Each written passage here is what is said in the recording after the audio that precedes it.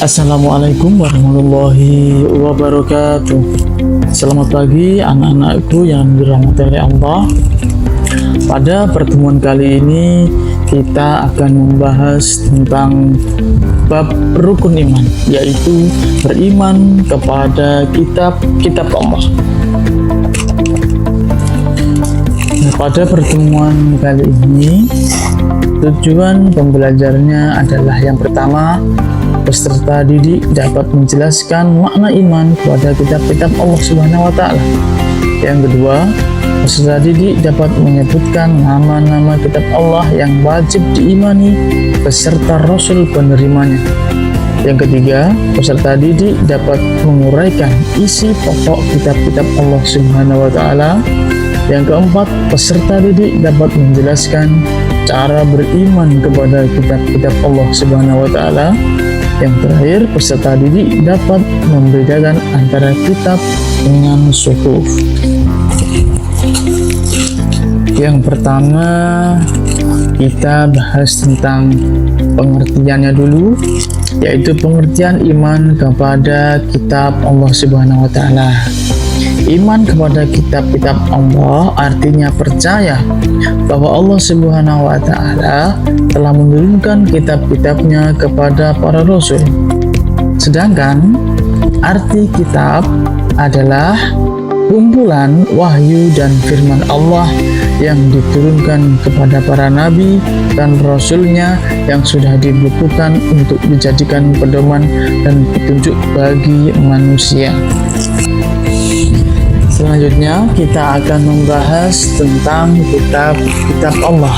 Kitab-kitab Allah ada 4, yaitu yang pertama kitab Taurat yang diturunkan kepada Nabi Musa alaihissalam pada abad ke-12 sebelum Masehi. Yang kedua ada kitab Zabur yang diturunkan kepada Nabi Daud alaihissalam pada abad 10 sebelum Masehi.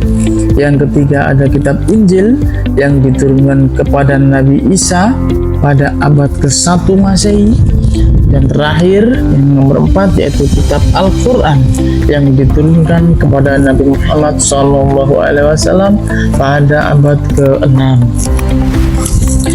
Dan berikutnya yaitu dalil beriman kepada kitab-kitab Allah Subhanahu wa Ta'ala. Salah satunya ada dalam surat An-Nisa ayat 136. A'udzubillahi minasyaitonirrajim. Bismillahirrahmanirrahim. Ya ayyuhalladzina amanu billahi wa rasulihi wal kitabil ladzi nazzala 'alar rasuli wal kitabil ladzi anzala min qabl wa may yaghfir billahi wal malaikatihi wa kutubihi wa rusulihi wal yawmil akhir faqad dhalla dhalalan ba'ida. Yang artinya, wahai orang-orang yang beriman, tetaplah beriman kepada Allah dan Rasulnya dan kepada kitab yang diturunkan kepada Rasulnya serta kitab yang diturunkan sebelumnya. Barang siapa ingkar kepada Allah, malaikat-malaikatnya, kitab-kitabnya, rasul-rasulnya, dan hari kemudian, maka sungguh orang itu telah tersesat sangat jauh. Selanjutnya kita akan membahas tentang isi dari masing-masing kitab. Yang pertama yaitu isi dari kitab Taurat, yang mana terdapat 3 perintah dan 7 larangan. Yang pertama terdapat perintah mengesahkan Allah. Yang kedua perintah menghormati ayah dan ibu. Yang ketiga perintah mensucikan hari Sabtu.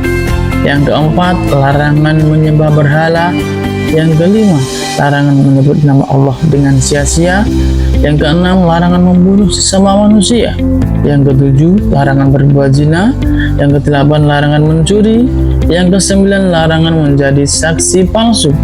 Dan yang terakhir yaitu larangan mengambil hak orang lain. Selanjutnya yaitu pembahasan kitab Zabur, di mana kitab Zabur ini merupakan kumpulan mazmur yang isinya yang pertama yaitu nyanyian rohani, yang kedua doa, zikir dan nasihat, Yang ketiga, kebaikan yang mencerminkan pengalaman hidup Nabi Daud alaihissalam.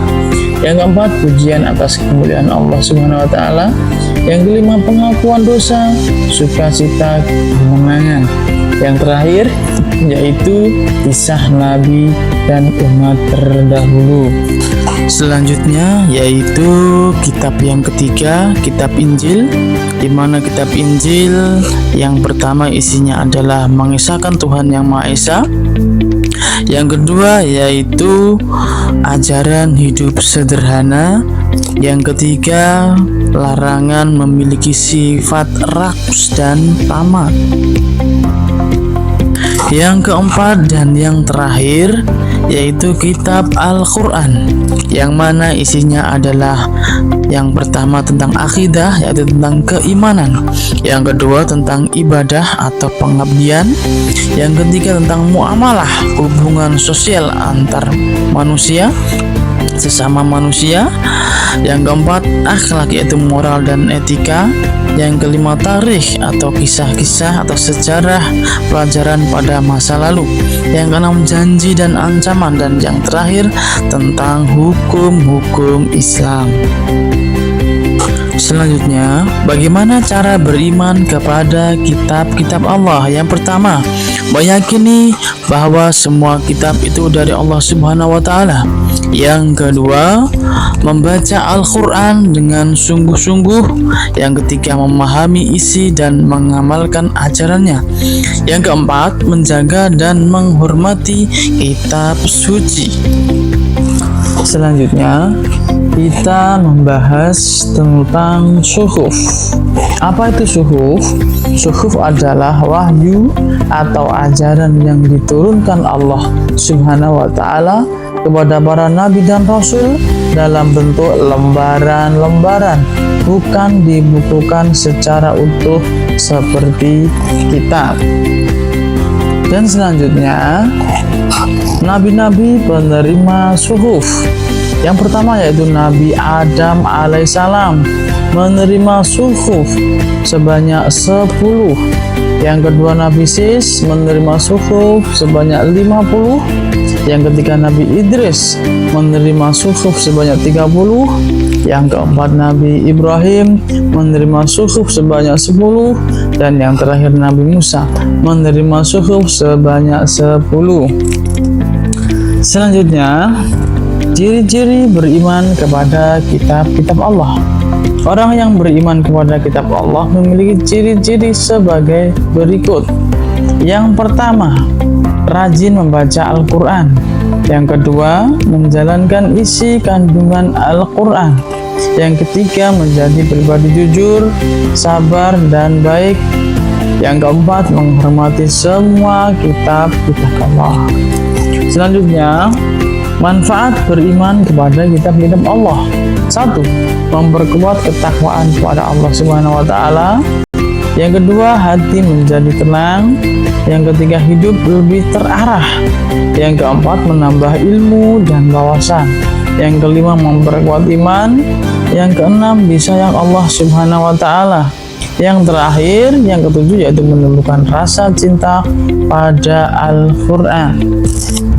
Lantas, bagaimana jika kita tidak memiliki rasa iman kepada kitab Allah?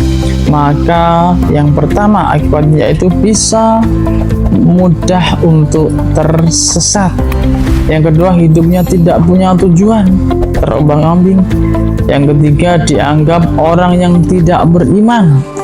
Yang keempat, hatinya sering merasa gelisah.